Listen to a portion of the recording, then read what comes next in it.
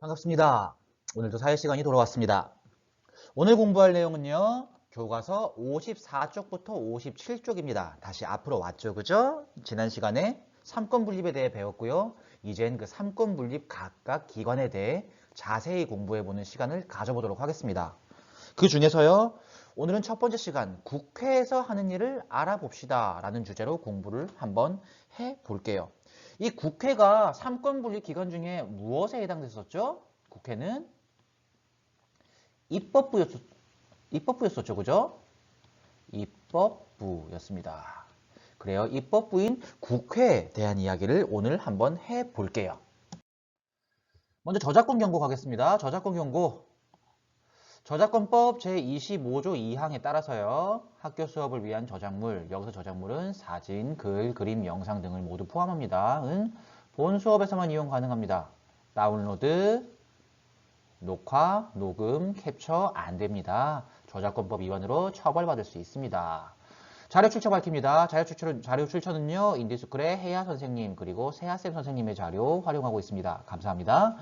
이미지 출처 밝힙니다. 2015 개정 교육과정 사회과 전자저작물을 주로 사용하고 있고요. 간혹 구글 검색으로 획득한 이미지 있으나 모두 교육적인 목적으로만 사용하겠습니다.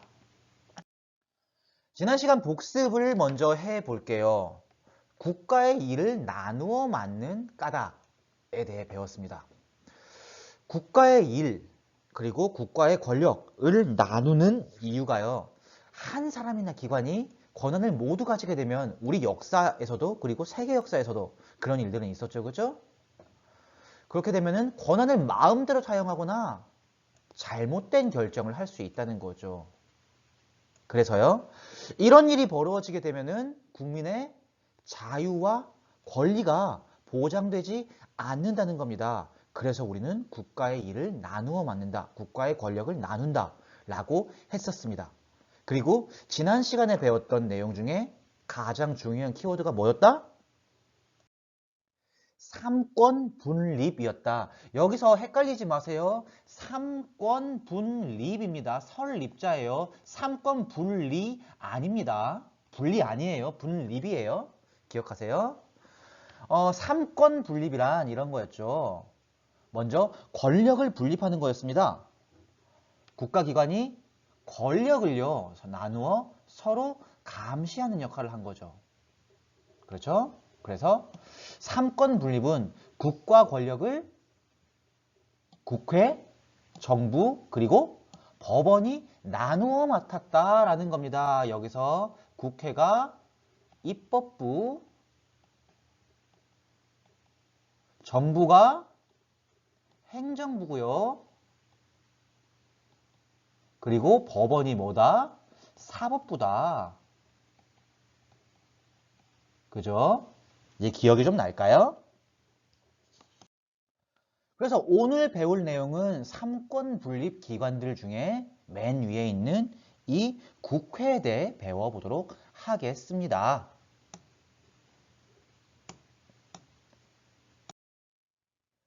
수업 전에 퀴즈 몇 가지만 풀고 갈게요. 여러분들이 국회와 국회의원에 대해 얼마나 알고 있는지에 대한 퀴즈입니다. 지금부터 국회의원 퀴즈를 시작하겠습니다. 첫 번째 문제. 국회의원이 일하는 장소는 뭐뭐뭐뭐라고 합니다. 뭐죠? 국회의사당입니다. 여기서 중요한 게요. 지금 보세요. 국회의사당이라고 글씨를 그대로 기억하고 있는데 국회의사당 맞습니까? 아니죠. 국회의사당입니다. 기억하세요. 알았죠? 자, 두 번째. 국회의원 선거는 보통 땡땡이라고 줄여서 말합니다. 선생님이 수업 시간에도 몇 번 얘기했었는데 뭐였죠? 4월달에 했던 그거. 정답은 총선입니다. 총선. 국회의원 선거는요. 줄여서 총선이라고 합니다. 세 번째. 우리나라 국회의원의 임기는 몇 년이었죠? 이거 초반에 했었는데요. 국회의원의 임기는 몇 년이다? 4년이다. 대통령 임기는 몇 년이다? 5년이다. 그렇죠? 마지막 네 번째 가겠습니다. 공직선거법 제15조 1항에 따라서요. 땡땡세 몇 살 이상의 국민은 대통령 및 국회의원의 선거권이 있다. 이거 몇 살이었죠? 만 18세였습니다. 그죠? 생일 지난 고등학교 3학년부터요. 선거권을 가지고 있다라고 생각하면 됩니다. 다음 문제. 국회의원의 수 역시 법에서 정하고 있거든요. 국회의원의 수는 법률로 정하되 땡땡인 이상으로 한다. 최소 땡땡명 이상은 되어야 한다. 몇 명일까요? 정답은 200명입니다. 국회의원 수는 법률로 정하는데 200명 이상으로 하도록 되어 있습니다. 그래서요, 오늘 공부할 내용은 이겁니다. 첫 번째, 국회, 입법부인 국회에서 하는 일에 대해 좀 자세하게 알아볼 거고요. 두 번째는 국회에서 하는 일이 결국 법을 만드는 거잖아요. 그죠? 그래서 우리가 실제로 법률 제안서를 간단하게나마 작성을 해보려고 합니다. 그럼 첫 번째, 국회에서 하는 일부터 공부해 보도록 할게요. 국회에서는 무슨 일을 할까요? 교과서 54쪽을 펴주세요. 54쪽에 그림 3가지가 있거든요. 교과서 그림을 보고 국회에서 하는 일을 한번 추측해 봅시다. 여러분, 제일 위에 있는 이 그림은 무슨 일을 뜻하는 걸까요? 법을 제안합니다라고 되어 있네요. 법을 제안한다, 법을 만드는 걸까요? 뭐 알아봅시다. 두 번째, 이 그림은요. 지금 예산을 꼭 편성하시길 바랍니다. 근데 예산을 쓰는 곳은 어디예요? 행정부인 정부였죠. 그럼 국회에서는 예산과 관련된 어떤 일을 할까요? 세 번째는 뭐 국정감사라고 돼 있네요. 이거 지난번에 뭐 한번 이야기했던 거네요. 그죠? 뭐 어떤 노력을 하고 있습니까? 라고 묻고 있네요. 자, 자세히 한번 알아보도록 할게요. 먼저 첫 번째 그림입니다. 초등학교 주변에 과속 방지 시설을 의무적으로 설치하는 법을 제안합니다. 그럼 여기서요, 일단 이거부터 가봅시다. 이 말을 하는 이 사람은 누구일까요? 이 사람은 누구다? 국회의원이겠죠. 그죠? 자, 국회의원이란 얘기는 이 장소는 어디일까요? 여기 나와 있죠. 그죠? 이 장소는 어디다? 국회죠. 그러면은 국회에서 국회의원들이 모여서 지금 설치하는 법을 제안합니다. 이 일은 뭡니까? 바로 법을 만드는 일입니다. 법을 만드는 일이요. 국회에서 하는 가장 중요한 일, 첫 번째로 나오는 건 바로 법을 만드는 일이죠. 근데 여기서 또 한 가지 기억해두면 좋은 게 법을 만들기만 하는 게 아니라요. 법을 뭐 현실에 맞지 않거나 그런 법이 있다면 고치는 역할 역시 국회에서 합니다. 그리고 때에 따라서는 시대와 맞지 않거나 필요 없는 법은 없애기도 합니다. 지난번에 뭐 동성동본 금혼법 이런 것들 이해되죠? 두 번째 그림 갑니다. 대화를 유심히 보세요. 교통안전시설 설치를 위한 예산을 꼭 편성하길 바랍니다 라고 돼 있어요. 꼭 편성하길 바랍니다. 예산을 쓰는 건 아닌 것 같아요. 그죠? 쓰는 건 아닌 것 같고 지금 보니 편성하세요 뭐 이런 거는 아무래도 예산을 계획하는 뭐 단계의 일인 것 같죠? 이게 뭐냐면요. 예산을 심의하고 확정하는 일을 국회에서 합니다. 자, 삼권분립 기억하세요. 그죠? 예산은 어디에서 사용합니까? 어느 부처에서 사용해요? 정부에서 사용하죠. 그죠? 그러면요. 예산 사용 계획은 어디에서 세울까요? 예산을 사용할 계획은 정부에서 세우겠죠. 그죠? 근데 한번 생각해 봅시다, 여러분. 정부에서 예산 계획 세우고 쓰는 것까지 해요. 그러면 이건 문제되지 않을까요? 정부 마음대로 할 수 있는 거잖아요. 그죠? 그래서요. 예산안을요. 정부에서 세우면은 반드시 국회의 심의를 받아야 돼요.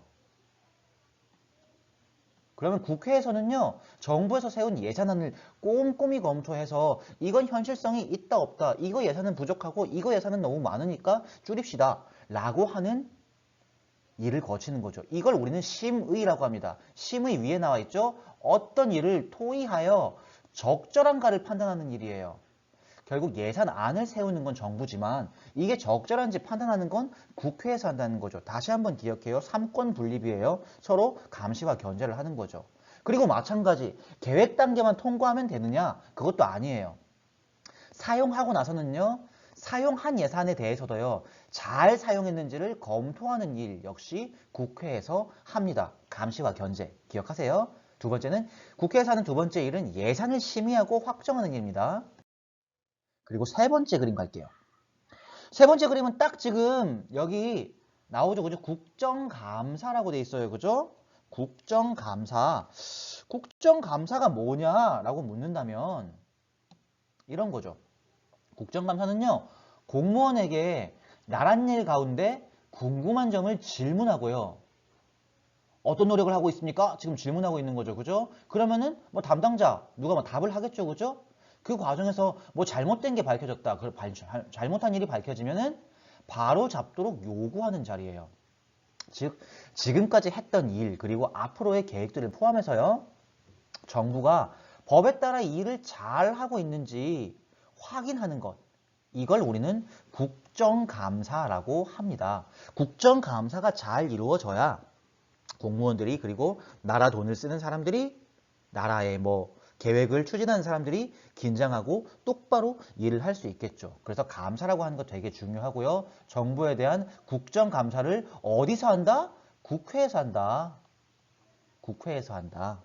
알았죠? 자, 정리해 볼게요. 지금 국회에서 하는 일 1, 2, 3 세 가지 이야기했습니다. 기억할까요? 첫 번째 뭐였습니까? 첫 번째 제일 중요한 게 법을 만든다죠. 그죠? 만든다에 어디까지 포함되죠? 고치고 없애는 것까지. 그리고 국회에서 하는 일 두 번째가 뭐였습니까? 돈. 뭐죠? 예산을 심의하고 확정한다. 더 나아가 검토까지도 하는 거죠. 마지막 세 번째, 좀 전에 이야기했죠. 국회에서 하는 일 세 번째가 뭐다? 국정감사를 한다. 나라에서 하는 일에 대해 질문하고 잘못된 것이 있으면 바로 잡는다. 이 세 가지를 했다라고 머릿속에 기억해야 됩니다. 알았죠? 이제 파워포인트로 정리할게요. 첫 번째 뭐였다? 법을 만든다. 고치고 없애는 것까지 포함한다. 그리고 두 번째가 뭐였다? 예산을 심의하고 확정 그리고 검토까지 한답니다. 마지막 세 번째 뭐였죠? 긴장해야 돼요. 이거 뭐였죠? 국정감사를 한다. 세 가지 꼭 머릿속에 넣으세요. 알았죠? 이제 두 번째 활동입니다. 우리 법률 제안서라는 걸 한번 써볼 거예요. 우리가 이제 실제로 국회의원이 돼서요.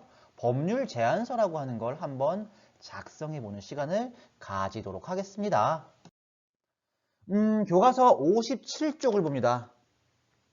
57쪽을 보면은요. 법률 제안서가 나옵니다. 법률 제안서를 우리가 지금 쓸 수 있는 양식으로 고쳐놓은 거예요. 지금 보면은 상황이 이런 겁니다.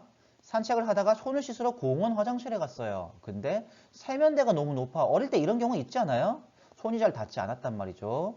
그래서 공원 화장실처럼 많은 사람이 이용하는 곳에는 좀 낮은 높이의 어린이 세면대를 설치했으면 좋겠다라는 법을 내고 싶단 말이에요. 지금 이게 문제 상황인 거죠. 그죠? 문제 상황. 그럼 이 문제 상황을 해결하기 위한 법을 이제 제안하는 거예요. 물론 제안한다고 다 되는 건 아니죠. 심의, 검토 거쳐야 되니까요. 근데 제안은 할 수 있는 거잖아요. 그죠? 그래서 법안 이름을 먼저 정해야 돼요. 법안 이름. 법안 이름은요. 딱 들었을 때 아, 이 내용이구나 라고 알 수 있어야 돼요. 그 내용이요. 공중 화장실에 어린이용 세면대 설치 법안 정도면 깔끔하죠. 그죠? 딱 제목 듣자마자 아, 그 내용을 얘기하려고 하는구나 라고 아는 거죠. 그 제안한 까닭, 뭐 불편을 겪고 있다, 뭐 이런 거고요. 그 주요 내용은 좀 자세히 들어가야 돼요. 구체적으로요. 그 구체적이라고 하는 게 어떤 거냐 이런 겁니다. 어린이용 세면대를 설치해야 한다라고 하면은 어떤 게 어린이용 세면대인지를 모르잖아요. 그죠? 그래서 반드시 구체적인 수치가 들어가 주는 게 좋아요. 뭐 60cm 이하가 되도록 한다. 그리고 뭐 높낮이를 조절한다. 뭐 이런 식으로. 뭐 그림이 있으면 더 좋고요. 이해돼요? 여러분들의 생활 속에서요, 문제가 되는 불편한 상황, 혹은 이런 게 있으면 더 좋을 텐데, 라는 상황을 한번 떠올려 보세요. 그리고 양식에 맞게 한번 적어 보도록 합니다. 알았죠? 오늘 활동은 여기까지 하면 됩니다. 여기 부분까지 반드시 채워주도록 하세요. 알았죠? 고생 많았고요.